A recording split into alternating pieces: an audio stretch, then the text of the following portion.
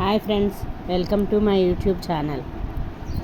ఈరోజు పెసరపిండి ఆవకాయ, నూపిండి ఆవకాయ, మెంతి ఆవకాయ ఎలా చేసుకోవాలో చూపిద్దాం అనుకుంటున్నాను. దానికోసం ముందుగా పెసరపప్పుని వేగించుకొని పెట్టుకోవాలి. దానిలో కారము, ఉప్పు, పెసరపిండి, పసుపు వేసుకొని ముక్కలు పైన వేసుకొని నూనె వేసుకొని కలుపుకోవాలి.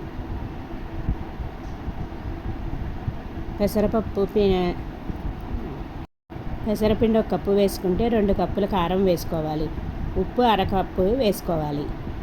నూనె పోసుకొని కలుపుకోవాలి.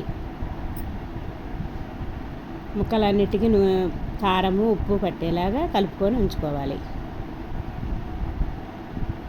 సరిపడా నూనె పోసుకొని ఒక గ్లాసు బౌల్లోకి తీసుకొని ఉంచుకోవాలి.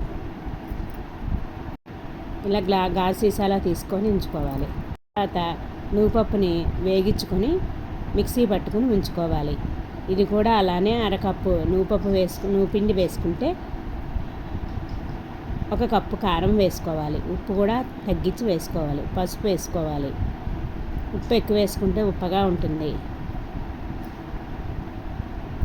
మొత్తం అంతా కారము, నూపప్పు అన్నీ కలుపుకొని, నూపిండి అన్నీ కలుపుకొని ఉంచుకొని అందులో ముక్కలు వేసుకొని కలుపుకోవాలి. నూనె పోసుకొని కలుపుకోవాలి.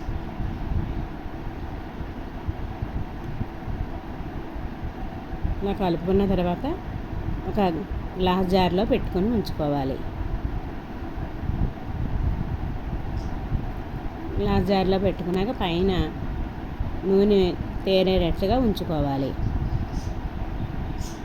తర్వాత మెంతి ఆవకాయ ఎలాగ చేయాలో చూడండి. మెంతిపిండి కొంచెం తీసుకోండి. దానికి 2 కప్పుల కారం తీసుకోండి. ఉప్పు ఇవన్నీ బాగా కలుపుకొని అందులో ముక్కలు వేసుకోండి. పసుపు వేసుకోండి.